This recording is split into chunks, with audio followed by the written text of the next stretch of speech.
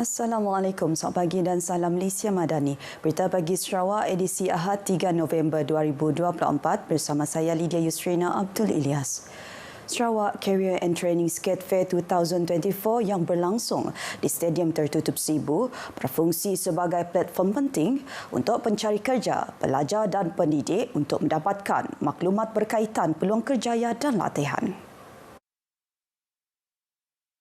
Menteri Pendidikan, Inovasi dan Pembangunan Bakat Datuk Seri Roland Sagawiin menerusi teks ucapan perasmian program itu yang dibacakan timbalannya Datuk Dr. Anwar Rafi'i berkata, Skate Fair 2024 memberi peluang kepada pelajar untuk membuat perancangan dan keputusan berkaitan kerjaya masa depan mereka.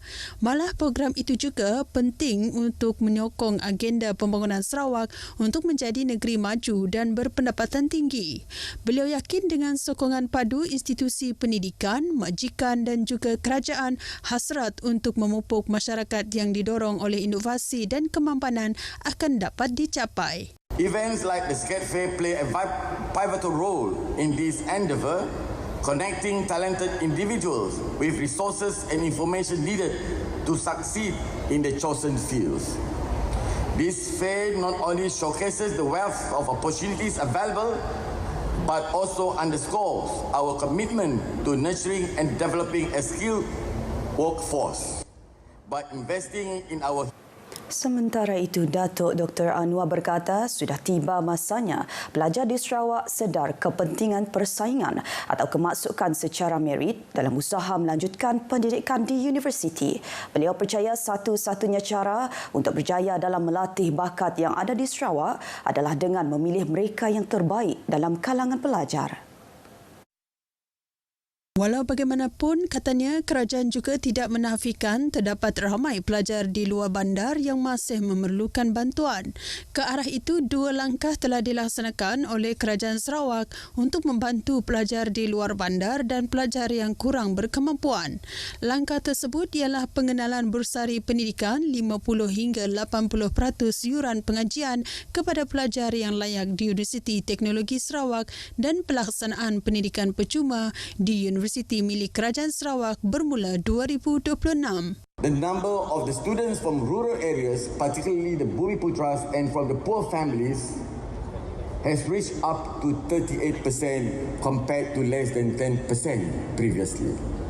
In other words, there are students who are eligible to go to universities, but financially they have some difficulties. Kerajaan Sarawak juga membelanjakan 15 juta ringgit setahun bagi membiayai tuition percuma untuk pelajar tingkatan 3 hingga tingkatan 5. Beliau berharap langkah itu akan membolehkan pelajar di negeri ini mampu untuk bersaing secara merit bagi melanjutkan pendidikan mereka di universiti-universiti milik Kerajaan Sarawak pada masa akan datang.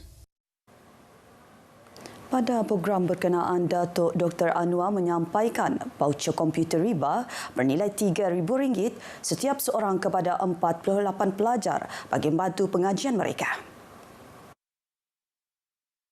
Kementerian Pendidikan, Inovasi dan Pembangunan Bakat MEITD dalam kenyataannya berkata penerima merupakan kumpulan pertama dari Zon Tengah Sarawak yang menerima voucher tersebut. Inisiatif itu merupakan komitmen kerajaan untuk meningkatkan literasi digital dan akses teknologi dalam kalangan pelajar. Ia juga usaha berterusan kerajaan untuk merapatkan jurang digital selari visi Sarawak untuk menjadi negeri maju dan progresif. MEITD menerima 17,832 permohonan inisiatif komputer riba sekaligus menggambarkan perlunya bantuan seperti itu untuk meningkatkan akses pendidikan buat anak-anak Sarawak.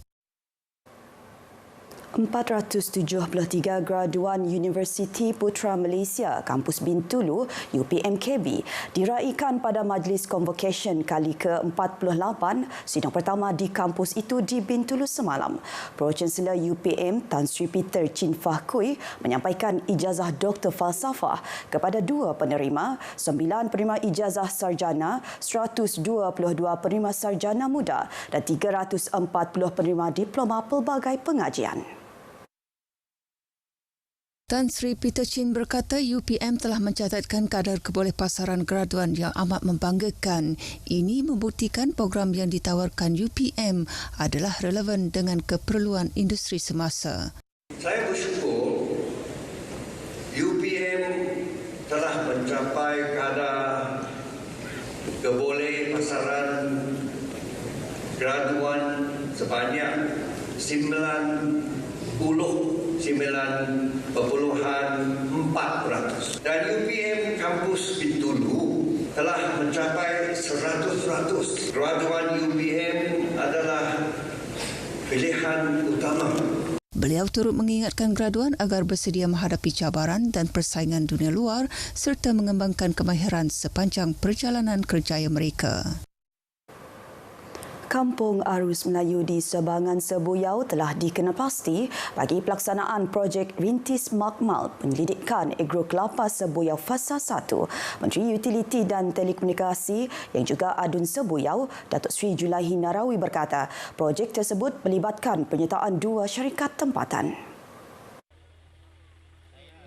Kedua-dua syarikat itu menawarkan untuk membangunkan fasiliti pemprosesan kelapa serta menyediakan pasaran bagi komoditi tersebut sama ada di dalam maupun luar negara. Projek tersebut akan dimulakan dengan penanaman kelapa di kawasan seluas 3.4 hektar dari keseluruhan 25 hektar yang telah dikenal pasti bagi tujuan tersebut. Kerajaan juga telah memperuntukkan dana RM35 juta kepada Jawatan Kuasa Makmal Penyelidikan Agro Kelapa Sebuyau yang bertanggungjawab menyediakan teknologi dan benih kelapa moden kepada petani. Antara varieti yang akan ditanam termasuk kelapa pandan, tacunan dan matak. Selain Kampung Arus Melayu, Kampung Tebelu dan Kampung Sampat turut terlibat dalam projek berkenaan. Di Kampung Sampat, ia melibatkan kawasan seluas 26 hektar dengan 10 hektar dikhususkan untuk tujuan penyelidikan oleh Universiti Malaysia Sarawak Unimas. Beliau berkata demikian pada pelancaran projek Rintis Makmal Penyelidikan Agro Kelapa Sebuyau Fasa 1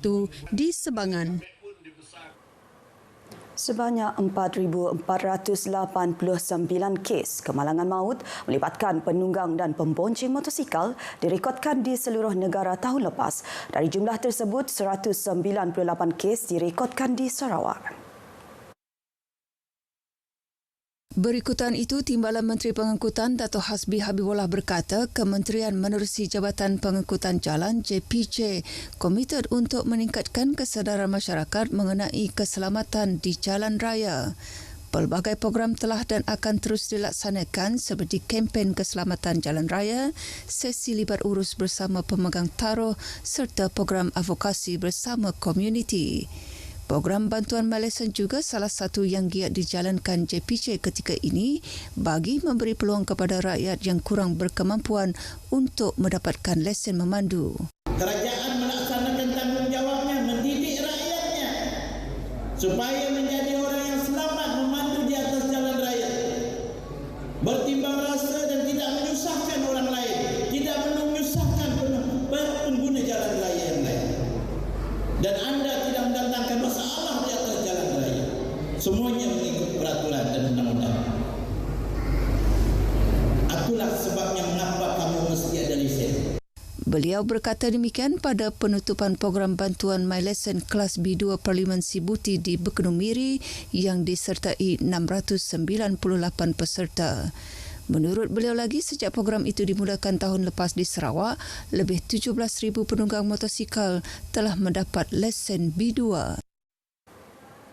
Berita pagi Sarawak berakhir di sini. Dari Sungai ke Sagara, Palestin pasti merdeka. Ikuti Stadium RTM selepas ini untuk perkembangan sukan tanah air dan antarabangsa.